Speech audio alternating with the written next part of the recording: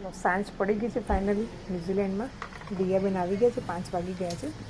5 વાગ્યા છે પણ નજારો તો એવું જ લાગે છે કે જાણે બપોરના 2, 3, 4 વાગ્યા હોય.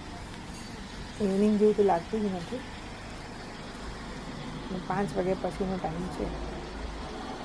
મોટી બેન ઘરે આવી ગયા છે અને બસ મોટી બેન જ્યાં સુધી ઘરે આવશે નહીં ત્યાં સુધી સરસ રહેશે. પછી એમના ડ્રામા ચાલુ થશે. જમવું છે, જમવું નથી, ઠંડી લાગે છે, ગરમી લાગે, બધાને ગરમી લાગતી હોય, મોટી બેનને હંમેશા ઠંડી લાગતી હોય.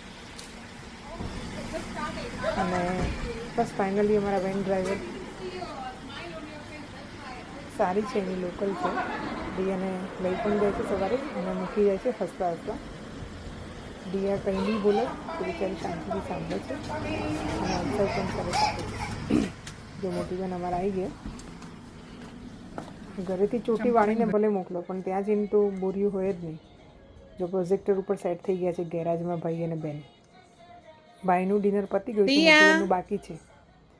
હજી છુપાઈ ગયા. ચલો આવી ગયા મોટી બેન જમવા ફાઇનલી, અને જમીને સૂઈ પણ જશે.